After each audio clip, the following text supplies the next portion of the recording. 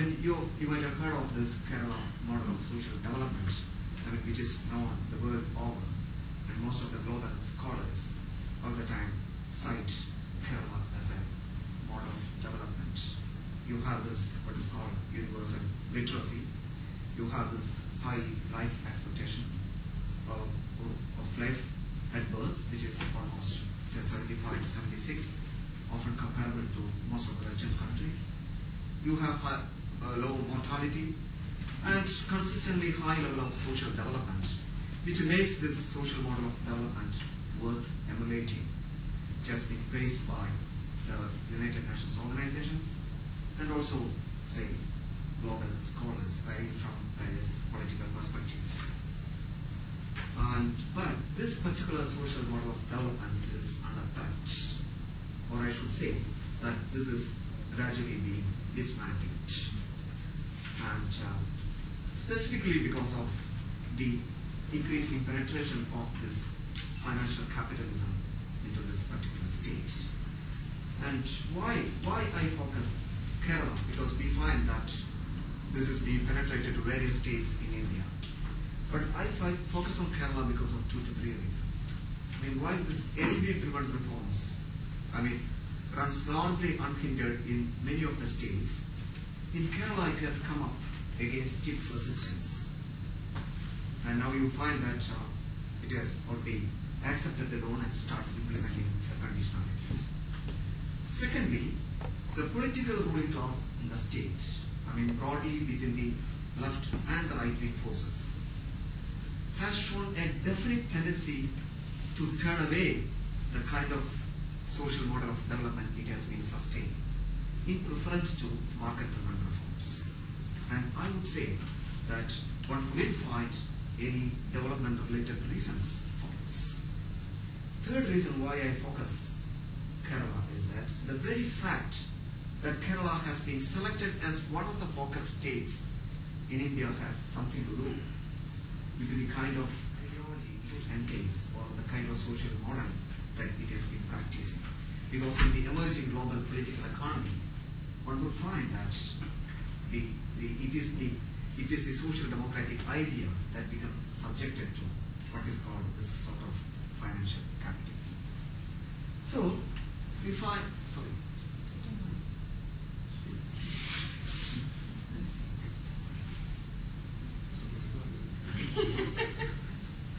This is for the first time that I'm using this.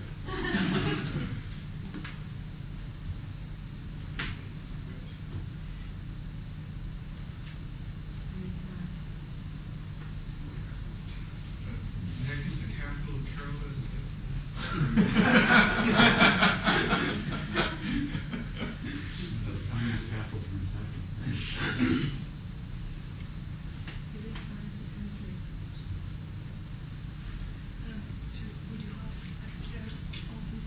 I think you best go on verbally because we don't want to miss your talk. That's a point. Normally I go for that. Maybe because of some direction that I got from the organizing committee that I got this.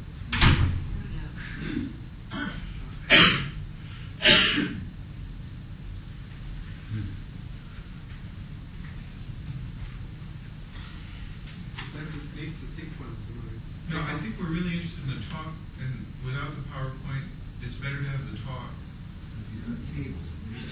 Maybe he has some information that is. So you can write yourself Yeah, this is here. some It's stuff. going to take, if you can write yourself here. Yeah, but I don't think so. I will get confused. And then let's forget it. That doesn't matter. It's okay. Okay, so I'll take a few minutes to explain. The basic objective, it's very important because I also wish to engage with the way in which SSA theories talk about growth, talk about gender, race, because in the earlier work, they had incorporated this gender clause in the work on social success of accumulation. But I'm quite doubtful to what extent that they have advanced with that sort of things, particularly in incorporating these things in growth analysis and growth discussions. So my basic objective is to engage with the sort of what is called the SSA theory And yet another objective would be to understand the way in which the structural authorities, when I say structural authorities in this context, I mean the state of Kerala, the ADB, and what is called the international financial institutions. The way in which they invoke some sort of a discourse in potential recipient nation states, which necessitates some sort of an external finance, and which also helps them to legitimize the way in which they go for foreign loans. I mean, this is very important. I'm not jumping into, say, post-structuralist kind of a thing. I'm not anchoring on that sort of thing. But I would argue that the importance of bringing the whole idea of discourse in legitimizing the way in which the social structures of accumulation, proceeds is very important. And I would also try to explore the way in which the policy conditionalities undermine the very essence of the Kerala model of social development and democracy.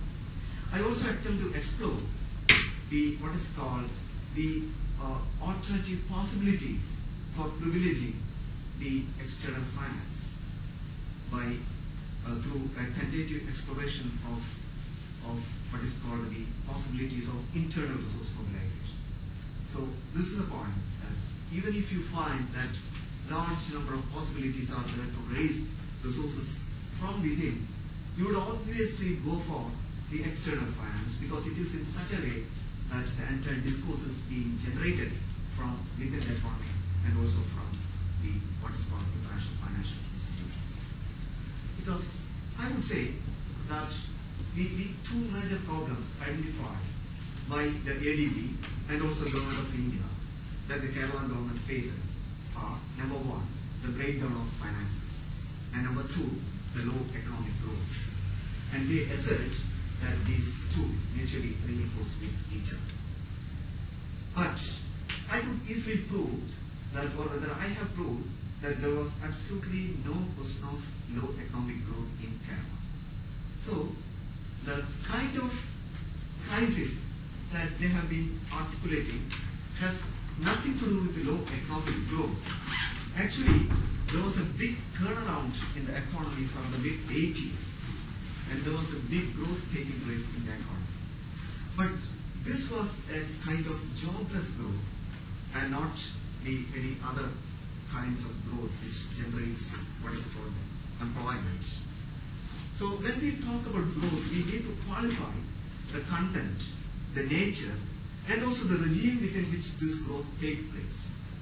So what I want to say is that Kerala economy has been generating an enclave, a jobless kind of a growth, and it has been associated with certain forms of social structures of accumulation at the local level.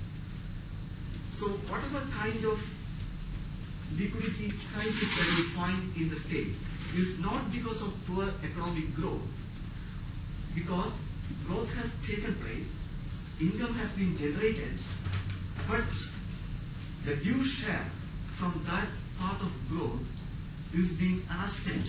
Its flow to the state exchequer is arrested due to various reasons, including the reasons that Professor Ravi has explained, with respect to tax and taxation culture.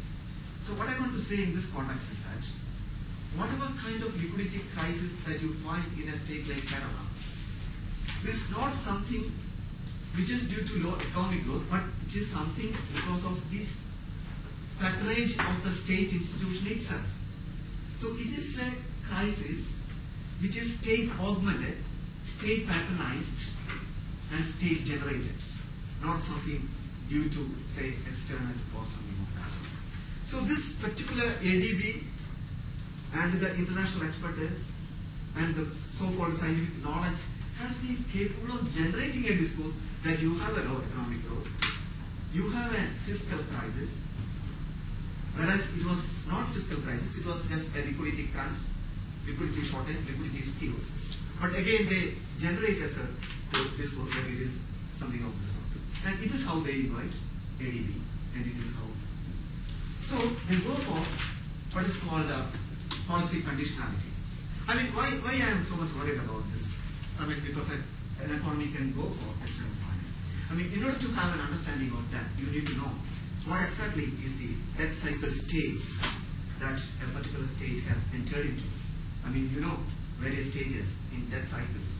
I mean, debt is sustainable, unsustainable, and state going into a debt trap. I would say that from the mid-1980s itself, I mean, the possibility of a sustainable debt got foreclosed with respect to Kerala. And Kerala has entered into some sort of a high-cost debt overhang. I call it as a high-cost debt overhang. And Kerala has entered into that high-cost debt overhang by the early 90s itself. That means when state goes for this LEV loan, it automatically enters into what is called the third debt cycle, or the final debt cycle, which is called the internal debt trap. So that is why I am more worried about in economic terms. But in political and social terms, I am again worried because the kind of conditionalities attached to this policy loan simply erodes all sorts of state autonomy that it has been. I mean, we know that state autonomy is a very problematic kind of a thing, but still, because, I mean, you take the case of all sorts of conditionalities, I can show now, just 1 second, please. Okay, in all contracts, or agreements, or even negotiations with other financial agencies, donors, would have to be discussed with the AD. I mean, this simply shows that, I mean, you don't have any freedom to discuss with any other financial agencies. You have, but prior to that, you need to consult, you need to negotiate with the AD. And as part of the restructuring conditionalities, you have to go for what is called a net attrition rate of 1% every year. That means you need to, I mean, reduce the employment from the public sector at least at 1% every year. That means, I mean, this is very important to locate, because here is a particular bank which is arguing that you need to go for more growth, but it's a growth which neither reduces inequality nor addresses the basic question, because this loan is basically for modernizing governance, and hence it doesn't generate any employment. But we find that unemployment is the most critical issue with respect to Kerala. I mean, Kerala is 3% of the India's population, but India's 10% of unemployment is in Kerala. So you can imagine the massive level of unemployment. But unfortunately, this is not being addressed by this particular thing. So, what does it mean? I mean, if the acceleration of growth leaves the basic cost of the economy untouched, then more and more of growth will not make any difference with respect to those who are unemployed. I mean, this is the thing that I'm trying to identify. So, what okay. What is this? Will it be okay? Not just the debt cycle, you've got a computer cycle. Okay, that's fine. Yeah. Yeah, this is for the high cost debt overhang. I mean, I need not explain these things. Oh, sorry, it is not. Yeah, so look at the conditionalities, and you will find that most of the public utilities could run on market principles. And you have to remember that these were the public utilities that made the Kerala model worth emulating. You had a very strong public distribution system, and the school education was almost free, health was almost free, but now you had to go for all sorts of market-driven reforms with respect to each and every public utilities in Kerala. And that is why I say that it goes against the kind of democracy, the kind of social development that Kerala has been practicing. So, at the same time, we find that,